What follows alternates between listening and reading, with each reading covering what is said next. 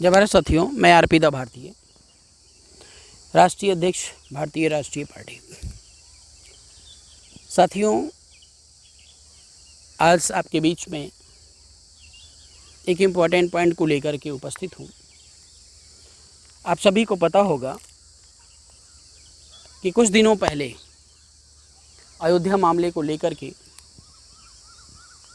एक petition file की गई थी, 600 पन्नों की फाइल विनीत मौर्य जी के माध्यम से। साथ में हम भी लगे रहे और विनीत मौर्य जी के द्वारा इस केस को लड़ा गया। लेकिन कहीं ना कहीं प्लानिंग और मैनेजमेंट अगर थोड़ा सा डिस्टर्ब हो जाए तो बात ये फैक्ट है कि हमें सफलता कंप्लीटली नहीं मिलेगी। कुछ ऐसा ही हुआ। एक तरफ तो हमारी भी कुछ गलतियां थी और दूसरी तरफ जो है मनवादी जो व्यवस्था है वो नीचे से लेकर के ऊपर तक एकदम जड़ें जमा करके बैठ गई है। आपको पता होगा पिटीशन को सुप्रीम कोर्ट सुनना नहीं चाहता था और गलती उसमें क्या हुई है कि हम लोग पार्टी बन करके उसमें इन्वॉल्व नहीं थे।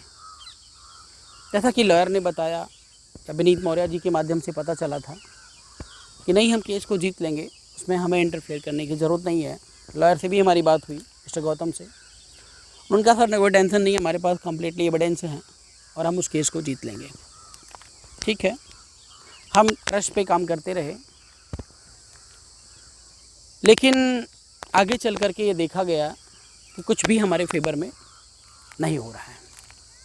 इसमें अब गलती हम विनीत मौर्य को भी देंगे थोड़ी सी, और पूरी की पूरी गलती सिस्टम की है।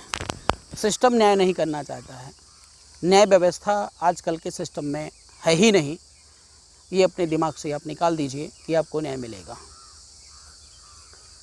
अब आपको मैं बता दूं उस केस में हुआ क्या। सबसे पहला जो पॉइंट था कि खुदाई के एविडेंस को एएसआई की रिपोर्ट को दिखाई गई और उस रिपोर्ट के माध्यम से ये बताया गया यहाँ पर मंदिर के अवशेष प्राप्त हो रहे हैं। तो जब बात मंदिर की आने लगी तो वहाँ पर मुस्लिमों को बाइकआउट कर दिया गया, उनको उस केस से हटा दिया गया। अब बात ये बनती है कि ये मंदिर है तो आखिर मंदिर किसका है। आपको पता होगा 1955 में अमेंडमेंट किया गया आपके कॉन्स्टिट्यूशन में। वो अमेंडमेंट ये किया गया है, आर्टिकल 25B है कि जो हिंदू धर्म है, हिंदू धर्म से निकला हुआ बौद्ध धर्म है। मीन्स बौद्धिज्म जो है वो हिंदुज़म का एक पार्ट है, ऐसा लिखा हुआ है। और सारे जो एक्ट, रूल और रेगुलेशन हैं वो हिंदू व्यवस्था के अंतर्गत ही काम करेंगे। आपको सबको पता होगा कि हिंदू धर्म जो है वो विषमता पर आधारित है। झूठ, पाखंड, अन्याय एंड सो ऑन, शोषणकारी नीतियाँ इस धर्म में काम करती हैं। मैं किसी धर्म की अवहेलना नहीं कर रहा हूँ, लेकिन जो सच है वो मुझे बोलना पड़ेगा पार्टी के माध्यम से। और उसमें तमाम शोषणकारी लोग बैठ करके इस देश को गर्त में ले जाने का काम कर रहे हैं। तो उन्होंने ही आपके बौद्धिज्म को हिंदू धर्म का पार्ट बता करके उसको दबाने का पूर्ण प्रयास किया है। अब जब बौद्धिज्म हिंदुज़म का पार्ट हो गया, सुप्रीम कोर्ट के अनुसार कि वहाँ पे मंदिर के एविडेंस मिले हुए हैं, तो वो मंदिर की जो जगह है वो हिंदुओं को दे दी जाए। अब हिंदुओं में सबसे माने जाने जो भगवान हैं वो कौन है? भगवान श्री रामचंद्र। तो भगवान श्री रामचंद्र जी का मंदिर वहाँ पे बनने के लिए सुप्रीम कोर्ट ने आदेश जारी कर दिया। अब आप देखिए, सारी चीज़ें संवैधानिक तरीके से हो रही हैं, लेकिन हो रहा अन्याय है। इसमें हमने दोबारा रेबी पिटीशन को फाइल किया। रेबी पिटीशन में सुप्रीम कोर्ट ने कुछ भी मानने से, सुनने से भी इनकार कर दिया। सीधे उसको रिजेक्ट कर दिया कि हमें अयोध्या मामले पर कोई भी सुनवाई नहीं करनी है। साथियों, आपको बता दूं in case of emergency supreme court को ये पावर है कि वह किसी भी मैटर पे पब्लिक जो कूलनेस कह लीजिए या सामंजस्य को स्थापित करने के लिए किसी भी मैटर को कभी भी अपने हिसाब से निर्णय दे सकता है। ये उसको सुपर पावर है। अब साथियों हमने जो है तो उस सुपर पावर के अनुसार अगर उसने निर्णय दिया कि अयोध्या में राम मंदिर बनेगा ताकि सामंजस्य स्थापित रहे, तो हम उसमें कुछ कर भी नहीं सकते हैं। दूसरी बात, विरोध करना है। विरोध करना है तो विरोध कैसे करें? हमने इसी याचिका को लेकर के इंटरनेशनल कोर्ट ऑफ जस्टिस में जाने का प्रयास किया। हमने वहाँ पे मेल किया, सारी चीज़ें हमने पता की, तो निकल के ये आता है मैटर कि वहाँ पर कोई भी पिटीशन, कोई भी आर्गूमेंट अगर करना है तो कोई कंट्री का बैकग्राउंड चाहिए, बैकअप चाहिए, या किसी ऑर्गेनाइजेशन को कंट्री बैकअप दे, भारत सरकार लिख करके दे, तब आप ये काम कर सकते हैं। लेकिन अगर भारत सरकार नहीं लिखती है तो आप इंटरनेशनल कोर्ट ऑफ जस्टिस में नहीं जा सकते हैं। तो साथियों, भारत सरकार जो है वो न्याय विरोधी है, मानवता विरोधी है, शोषणकारी है इस समय जो चल रही है, तो वो हमें लेटर क्यों लिखता? अच्छा, दूसरी बात, हमने इस बात को लेकर के आंदोलन किया। आंदोलन आप लोगों के माध्यम से बहुत अच्छा चल रहा था, बहुत अच्छा बढ़ा भी, काफ़ी लोग इकट्ठा भी हो रहे थे। लेकिन आपको पता हो 14 तारीख को फैसला आने वाला था, इन्होंने 9 तारीख को फैसला दे दिया और हमारा जो आंदोलन था वो 10 तारीख को था। अब उस 10 तारीख से पहले इन्होंने निर्णय दे करके उस आंदोलन को पूरा का पूरा कुचलने का प्रयास किया, क्योंकि इन्होंने जहाँ जहाँ पर इनका आईबी पहुँचा, जिस बौद्ध प्लेसेस पे इन्होंने फ़ोन किया, पता किया कि भाई आखिर ये आंदोलन हो रहा है तो कितने मॉन्क लोग आ रहे हैं, तो चाहे वहाँ पे मॉन्क लोग 10 ही आ रहे हों, लेकिन उन्होंने 10,000 की या 5,000 की संख्या को बताया, जिससे का पूरा सिस्टम भारत का वो हिल चुका था। और हमने सभी पीएम सीएम जितने भी थे संवैधानिक पद पर बैठे हुए मोस्टली सभी लोगों को हमने मेल भी कर दिया था, ट्वीट भी कर दिया था कि आप लोग जो है आइए और वहाँ पर बताइए कि आखिर अयोध्या किसकी है। तो इसके चलते कि पूरा का पूरा सिस्टम इन भारत का जो सिस्टम है, इट मीन्स प्रधानमंत्री का जो एक सिस्टम है, वो पूरा का पूरा हिल गया था। कहीं पर अगर रोड पर मॉन्क लोग आ गए, मीन बौद्ध भिक्षु आ गए, तो ये बहुत बड़ा रेवोल्यूशन बन सकता है। उसको कुचलने के लिए उन्होंने 9 तारीख को फैसला दिया। 10 तारीख को सीधे कमिश्नर को आदेश जारी किया कि यहाँ पर कोई भी आंदोलन इस प्रकार का नहीं होगा। कमिश्नर से हम मिले, कमिश्नर ने बताया कि सर यहाँ पर कुछ भी हो सकता है, लाठी डंडे चल सकते हैं, गोलियाँ भी चल सकती हैं, बहुत सारी चीज़ें हो सकती हैं। तो साथियों, ऐसा है ना कि भाई कोई लड़ाई अगर लड़नी है ना तो उसका एक तौर तरीका होता है। आपको पता है, हम दिन भर बौद्ध धर्म चिल्लाते रहते हैं, बौद्धिज़्म की बात करते रहते हैं, ठीक है, अच्छी बात है। मानवता की बात करते रहते हैं, अच्छी बात है। एक होने की बात करते रहते हैं, वो भी अच्छी बात है। एक दूसरे की रक्षा की बात करते रहते हैं, वो भी अच्छी बात है। लेकिन सोल्यूशन क्या है? अभी देखो, हमने उस मैटर को दिमाग से निकाल दिया और हम इस कंक्लूजन पे पहुँचे हैं कि जैसे बाबा साहब भीमराव अम्बेडकर ने कहा था कि हर ताले की चाबी जो होती है वो सत्ता होती है, और सत्ता में अगर आप नहीं पहुंचते हैं तो आप ताला खोलते रहिए, ज़िंदगी भर कभी खुलने वाला नहीं है, खुलेगा भी तो बहुत मेहनत की बात है। तो साथियों, ये बात हमें पहले मान लेनी चाहिए थी। हमें वो आंदोलन करने की ज़रूरत नहीं थी, पिटीशन फाइल करने की ज़रूरत नहीं थी, या इतना सामाजिक एक्सपीरियंस लेने की ज़रूरत नहीं थी।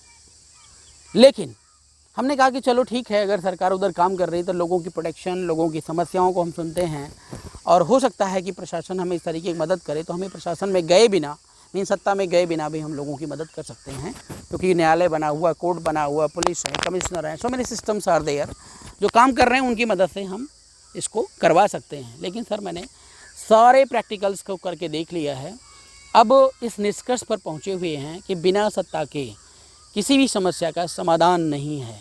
बाकी आप लड़ते लड़ते मर जाइए, वो आपकी व्यक्तिगत मैटर है, आपकी व्यक्तिगत सोच है। साथियों, इसी के चलते हमने भारतीय राष्ट्रीय पार्टी का गठन भी किया है। अब इस भारतीय राष्ट्रीय पार्टी में बहुजन समाज में तमाम पार्टियां बन चुकी हैं, स्पेशली हम सर्वलोक हित की बात करते हैं।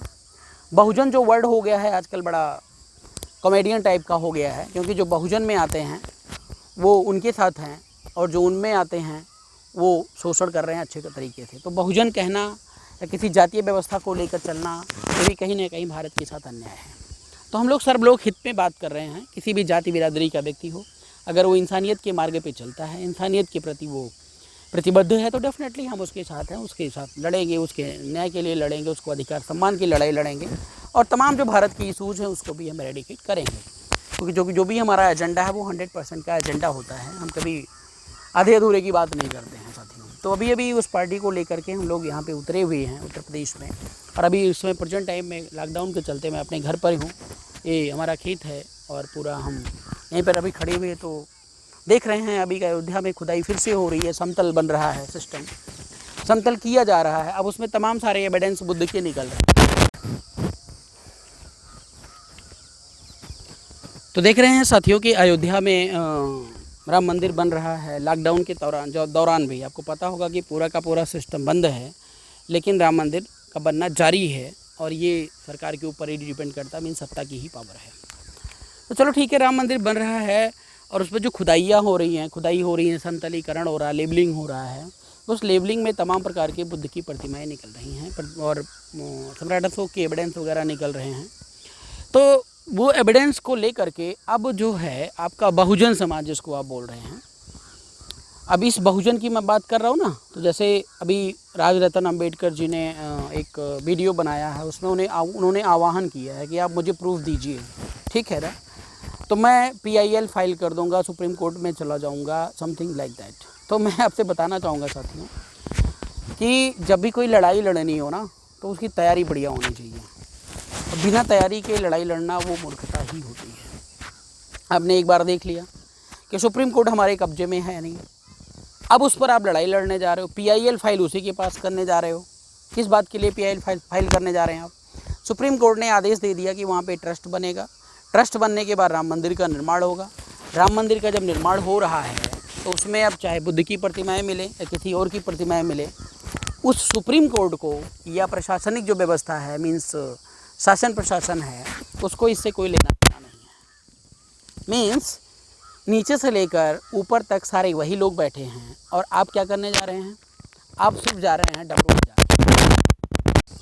तो साथियों, डमरू बजाने से जो है वो सल्यूशन नहीं निकलेगा। हमने तमाम बहुजन समाज जिसको बोलते हैं, SC ST वर्ग के दिल्ली में बहुत सारे जो है YouTube चैनल्स काम कर रहे हैं और इस आंदोलन में उन भाइयों ने बहुत सपोर्ट भी किया था, मैं उनका शुक्रगुजार हूँ। लेकिन क्या है कि एक कन्फ्यूजन लोगों के माइंड में क्रिएट हो रहे हैं। जैसे वीडियो में देख रहा हूँ कि आ रहे हैं YouTube वीडियोस कि अयोध्या मामले में आया नया पेज, अयोध्या मामले में पड़ी रुकावट, मंदिर नहीं अब बुद्ध विहार बनेगा, समथिंग लाइक दैट। तो ये सब फेक टाइप के जो न्यूज़ होते हैं ना, ये आखिर वो लोग अगर फेक कर रहे हैं ना तो तुम फेक मत करो। मेरा आपसे हाथ जोड़ के निवेदन है। तमाम लोग यहाँ पर आ रहे हैं, अपनी अपनी बात रख रहे हैं, ठीक है, एविडेंस मिला हुआ है, लेकिन उसको कुछ सल्यूशन तो पैदा करो। सत्ता उनके पास है, अब तुम लड़ने जा रहे हो, पूरे समाज को गुमराह कर दे रहे हो। पूरे समाज को दिन भर इसी में बिजी कर दोगे, अयोध्या में क्या हुआ, और वो व्यक्ति अपना खेत काम का मतलब खेत घर का जो काम काज है उसको छोड़ करके दिन भर आपके पीछे लगेगा। तो मेरा ये कहने का मतलब है साथियों कि जिस चीज़ का कोई सल्यूशन ना हो और जनता को गुमराह करना, ये सबसे मतलब अजीब सा लगता है, हमें नहीं करना चाहिए। उनका काम है, वो करें चलेगा, लेकिन हमारा काम नहीं है। जो चीज़ फैक्ट है उस फैक्ट पर आपको काम करना चाहिए और संभव है तो करिए, अगर नहीं संभव है तो मत करिए। जैसे इन्होंने सुप्रीम कोर्ट में PIL की बात कही, कुछ नहीं होना है, मैं बता दे रहा हूँ, अभी बता दे रहा हूँ। और कौन सा लायर आपसे कह रहा है कि मैं करवा दूंगा, उससे मेरी बात करवाओ। अच्छा, दूसरी बात क्या है साथियों कि जो समस्या है ना, ये देश की जो समस्या, उसका सल्यूशन बहुत आसान है, लेकिन सल्यूशन पे कोई काम नहीं करेगा, कोई काम नहीं करेगा। क्यों नहीं काम करेगा? क्योंकि यहाँ पे स्वार्थ छुपा हुआ है। हर व्यक्ति नेता तो बनना चाहता है, लेकिन वो समाज के लिए नहीं, अपने लिए। ये सबसे बड़ी विडंबना है। उदाहरण के तौर पे हमने जो है पिटीशन एकीकरण की बात करी, पिछले साल 9 जून को हमने सबको बुलाया, कोई एक नहीं होना चाहा। हमने सोचा पहले मौर्यों को इकट्ठा कर लो, फिर SC ST और तमाम वर्ग की इकट्ठा करूँगा, तो यही नहीं सुने तो वो हमारी बात क्यों सुनेंगे? अच्छा, अब देख रहा हूँ कि जो SC वर्ग में भी तमाम पार्टियाँ बनती जा रही हैं। अब पार्टियां बनती जा रही हैं तो उसको सल्यूशन क्या है कि किसी के पास नहीं है। लोग जब भी फ़ोन करते हैं तो ये कहते हैं भैया हमारा नेता कौन है। अब नेता ही ढूंढने में आपको समझ नहीं आ रहा है तो आप वोट क्या देंगे। तमाम पार्टियां से हज़ारों पार्टियां आपके बीच में आ जाएंगी तो क्या आप नेता चेंज कर देंगे। या कोई नेता अगर धोखा देता तो डेफिनेट सी बात है उसे चेंज कर देना चाहिए। अभी मैं देख रहा था कि कल परसों में एक वीडियो था कि बहन कुमारी मायावती जी को लामा अलका लामा ने कुछ उल्टे सीधे बयानबाजी कर दी थी। उस पर हमारे तमाम वाल्मीकि संदीप जी हैं और तमाम लोगों ने जो है उल्टे सीधे कमेंट करना शुरू कर दिया, यहाँ तक कि रावण भी कर रहा था। आप लोग बचा किसको रहे हो। मायावती जी को बीजेपी से ऑफर आ रहा है कि तुम्हें उपराष्ट्रपति बना देंगे और तुम्हारा जो भतीजा है उसको डिप्टी सीएम बना देंगे। अब आप बताओ किसको कह रहे हैं बहुजन समाज। आप कैसे जुड़ेगा आपका बहुजन समाज। साथियों देखिए, लोगों के बीच में ना पहचान बनाने के लिए बहुत बड़ा आदमी बनना पड़ता है। सिंपल व्यक्ति को कोई पहचानता नहीं है, मुझे पता है, हमने देख लिया है। और अगर हम सिंपल वे में बात करते हैं आपसे तो आप बात को हल्के में लेते हैं। मायावती जी हों या कोई भी नेता मंत्री हो, किसी के पास आपके लिए बात करने का समय नहीं है। जब आपके लिए बात करने का समय नहीं है तो आपकी सुरक्षा, प्रोटेक्शन, आपकी जिम्मेदारी उसका बहुत क्यों कैसे उठाएगा। संभव ही नहीं है। और आप उसी को नेता मान करके बैठे हैं। समस्या सबसे बड़ी है। तो आप सुधरो तो समाज सुधर जाएगा, समाज सुधरेगा तो देश अपने आप सुधर जाएगा। अच्छा कौन है, बुरा कौन है, सही रास्ते पे चल कौन रहा है, इसका आकलन करके आपको उसका साथ देना चाहिए। जातीय व्यवस्था में लिपटे रहोगे ना, कुछ भी संभव नहीं है, कुछ भी संभव नहीं। मैं बता रहा हूँ आपको। अब आपको मैं बता दूँ कि एकीकरण की बात हो रही है। अभी हमने भी आज ही नोटिस निकाली है। हमने कहा कि बहुजन समाज मीन्स मानवतावादी समाज में जितनी भी पार्टियां हैं जो अभी तक धक्के खा रहे हैं, जूते लात खा रही हैं, उन सभी का आमंत्रण है। हम एक नई पार्टी का गठन करेंगे। नई पार्टी का गठन करेंगे, जितनी भी पार्टियां हैं विलय हो करके उसमें संस्थापक मंडल के सदस्य बनेंगे। संस्थापक मंडल के सदस्य बन करके पूरी पार्टी को आजीवन संचालित करते रहें। और आपके मरने के बाद, आपके न रहने के बाद वो संस्थापक जिम्मेदारी जिसको भी आप देना चाहेंगे वो आपकी स्वतंत्रता होगी। दूसरी बात कि हमारा कभी भी आजीवन बीजेपी और कांग्रेस से ना तो कभी गठबंधन होगा ना समझौता होगा। तीसरी बात, हम सम्राट अशोका मिशन पे निस्वार्थ भाव से काम करेंगे। 3 फार्मूले को अप्लाई कर दीजिए। जो भी नेता हैं, जिस नेता की माँ ने दूध पिलाया है और ये कहते हैं हम समाज की रक्षा के लिए खड़े हैं ना, उन नेता को हम चैलेंज करते हैं कि आइए समाज की प्रोटेक्शन के लिए हम लोग काम करते हैं। नहीं तो तुम भी करते करते मर जाओगे, हम भी मर जाएंगे, फला भी मर जाएगा, फला भी मर जाएगा। सल्यूशन कभी नहीं मिलने वाला है। और हमने जो पार्टी का गठन किया है ना, उस पार्टी के माध्यम से हमने तो उस गठबंधन के लिए या समथिंग किसी और समझौते के लिए तो सोचा ही नहीं। हमारी पार्टी कंटिन्यूअसली काम कर रही, करेंगे भी। लेकिन समाज की ये लगातार पुकार आ रही है। तमाम लोग फ़ोन करके मेरे को ये बता रहे हैं, भैया साथ लेकर चलो, साथ लेकर चलो। बहुत लोगों ने बहुत मेहनत किया है, तपस्या किया है, सफल नहीं हुए हैं, ये है वो है एंड सो ऑन। तो हम सबका सम्मान करते हैं, मानते हैं हमारे पास संसाधन नहीं है, बहुत सारी प्रॉब्लम्स हैं। और उन प्रॉब्लम्स को अगर हम लोग मिल करके बैठ करके सॉल्व करोगे, देखिए अब 5 उंगलियां हैं, 5 उंगलियां बराबर नहीं हैं। लेकिन अगर ये 5 उंगलियां मिल जाती हैं तो एक मुट्ठी बन जाती है। और मुट्ठी का मतलब बहुत बड़ी शक्ति। कुछ ऐसा ही है साथियों।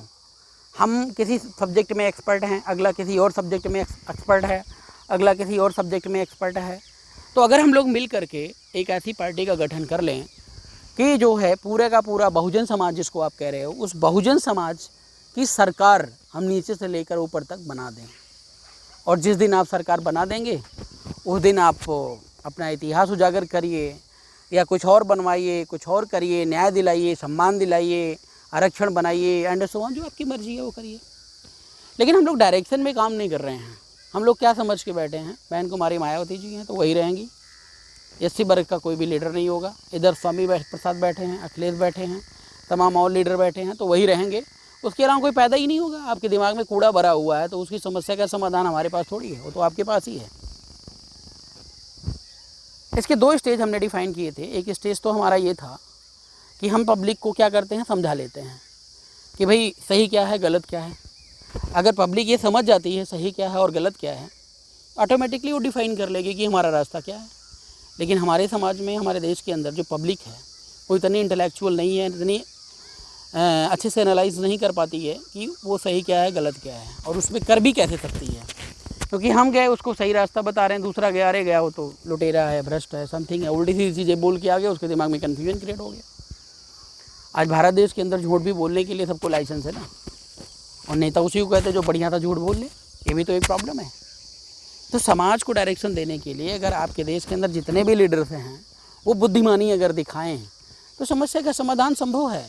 और ये जो 3% 4% लोग हैं जो इस देश के अंदर पूरी व्यवस्था को भंग किए बैठे हैं ना, इनको आप जब चाहो तब खदेड़ के फेंक सकते हो, और इसमें सभी जिम्मेदार नहीं है। मैं उस सोसाइटी वर्ग में कुछ ऐसे लोग हैं जिनको अभी तक कुछ भी नहीं पता होता है, उनको भी हम उस कैटेगरी में रखते हैं। तो हमारा मतलब है कि चंद कुछ ही लोग हैं जो मतलब सिस्टम में बैठ करके और इस देश को मॉनिटर कर रहे हैं, मॉनिटर करने के बाद वो कम्प्लीटली शोषणकारी नीतियों को लागू कर रहे हैं। तो उनसे निपटने का बहुत सिंपल तरीका है, इसलिए हम बामन मेश्राम हैं, इधर राजा रत्न अम्बेडकर जी हैं, उधर तमाम सावित्री बाई जी हैं, और इधर माननीय बाबू सिंह कुशवाहा जी हैं, चंद्रशेखर रावण जी हैं, बहन कुमारी मायावती जी हैं, तमाम लोग इस तरीके से बहुजन समाज का नेतृत्व कर रहे हैं। लेकिन सोल्यूशन क्या किसी के पास है? कोई सोल्यूशन नहीं, मैं बता दे रहा हूँ। हमने सारी स्टडी सारा लेवल देख लिया है। मैं कह रहा हूँ कुछ भी नहीं कर पाएंगे अगर आप एक नहीं होते हैं, इसलिए एक होना बहुत ज़रूरी है। और अयोध्या मामले की बात अगर है तो अयोध्या मामले पे डिस्कस करना किसी भी तरीके से फेवरेबल नहीं है। अगर सुप्रीम कोर्ट ने उसको आदेश जारी किया हुआ है तो वहाँ पर राम मंदिर बनेगा और बन रहा है, उसमें इंटरफेयर करना इस दौरान अपनी मूर्खता का प्रतीक है। और हम समाज से भी निवेदन करेंगे और उन नेताओं से, सामाजिक शुभचिंतकों से, समाज सेवियों से मैं निवेदन करूंगा इस प्रकार का कोई भी काम ना करो जहां पर आपकी एनर्जी वेस्ट हो। इसी के साथ साथियों मैं अपनी बात को विराम दूंगा। 2022 का चुनाव आपके सामने है, आप उस चुनाव की तैयारी करिए। यूपी का नक्शा बदलते ही सारा सिस्टम बदलते नजर आएगा, और जो भी नेता, सामाजिक संगठन एक होना चाहते, एक प्लेटफॉर्म पर आना चाहते हैं, स्वागत है। निष्पक्षता से, निस्वार्थ भाव से। अब वो राजनीति नहीं होगी लूटो खाओ और देश को बर्बाद करो, एक दूसरे का शोषण करो, उस राजनीति को हम प्रमोट नहीं करते हैं। अगर ऐसा करना है तो आप सभी से निवेदन है कि अपना बीजेपी और कांग्रेस में चले जाइए। 72 सालों से यही काम वो कर रहे हैं और आप भी मिल करके करिए। हम आपको अपने समाज का, अपने देश का नहीं मानते हैं और ना तो आपको किसी तरीके से सपोर्ट करते हैं, चाहे वो हमारा भाई ही क्यों ना हो। बहुत बहुत धन्यवाद साथियों।